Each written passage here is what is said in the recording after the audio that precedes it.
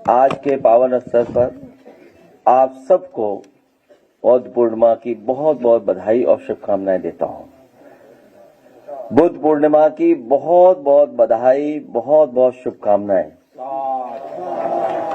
साथ ही साथ समाजवादी पार्टी के हमारे संगठन के नेता मिठाईलाल भारती जी के सहयोग से हम सब आदरणीय भिक्षुगण मिलने का यहाँ पर मौका मिला है। हम लोगों को बड़े संख्या में हमारे बौद्ध भिक्षुगण जो आए हैं, मैं उनका भी बहुत बहुत आभारी हूँ, बहुत बहुत धन्यवाद देता हूँ। न केवल उत्तर प्रदेश से बल्कि उत्तर प्रदेश के बाहर के भी जो लोग आए हैं, मैं उन सब का बहुत बहुत आभारी हूँ।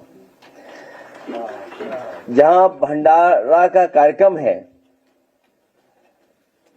सम्मान का कार्यक्रम है, हमारे बौद्ध भिक्षुगण ने स्वीकार किया। जो भंडारा करा रहे हैं, मैं गौतम रावत जी का और दूसरे उनके साथी सन्नी रावत जी का भी बहुत बहुत आभार और बहुत बहुत बधाई आपको। मैं अभी सुन रहा था और बहुत महत्वपूर्ण बातें रखी गईं। भगवान बुद्ध का रास्ता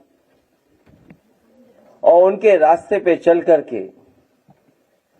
अपने जीवन में खुशहाली लाने का जो आप लोगों ने रास्ता दिखाया, मैं उसका आप सबका धन्यवाद देता हूं, आभार प्रकट करता हूं। जीवन में उतार चढ़ाव, बहुत सारी परेशानियां, दुख, संकट, और किसी का जीवन ऐसा नहीं है जो इन चीजों से भरा ना हो। बहुत सी चीजें पसंद की भी नहीं होती हैं, हम संतुष्ट भी नहीं है बहुत सी चीजों से। और जो ज्ञान भारत की धरती पर समय समय पर लोगों ने दिया है, उसमें सबसे बड़ा योगदान भगवान बुद्ध का है, जिन्होंने न केवल भारत बल्कि भारत के बाहर भी दुनिया में अपना संदेश फैलाने का काम किया। उनका संदेश दुनिया में पहुंचा और वो देश जो आज ऊंचाइयों पर हैं, उन देशों ने भी भगवान बुद्ध का रास्ता अपनाया। एक जो सबसे बड़ा संदेश है वो यही है भगवान बुद्ध का कि स्वयं के रोशनी बने, स्वयं के दीपक बने। ये जो संदेश उन्होंने दिया, उस संदेश ने समाज में परिवर्तन लाने का काम किया। मैं अपने सभी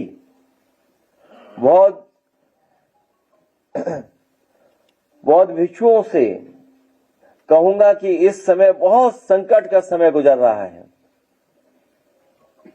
संविधान और बाबा साहब भीमराव अम्बेडकर जी का दिया हुआ संविधान और लोकतंत्र, उसको लगातार खतरा पैदा कर रही हैं कुछ ताकतें।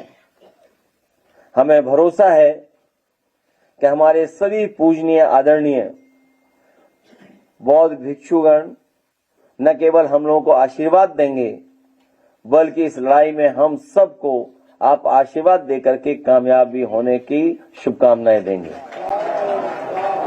मैं इन्हीं शब्दों के साथ ये भरोसा दिलाता हुआ कि बुद्ध पूर्णिमा के दिन जब हम लोग बैठे हैं, वहीं हम ये आपको भरोसा दिलाते हैं कि चाहे लुम्बिनी की विकास की बात हो, हमारे ज्ञान प्राप्ति जो सारनाथ है, पहले भी हम लोगों ने विकास का रास्ता अपनाया था वहां पर, और चाहे कुशीनगर, अगर हमें इन स्थानों पर विशेष योजनाएं लगा करके उन क्षेत्रों का विकास करना होगा, तो हम आने वाले समय में हम लोग विकास कराएंगे, जिससे कि हमारे बहुजन समाज और भगवान बुद्ध के रास्ते पे चलने वाले लोगों को और दुनिया से जोड़ा जा सके।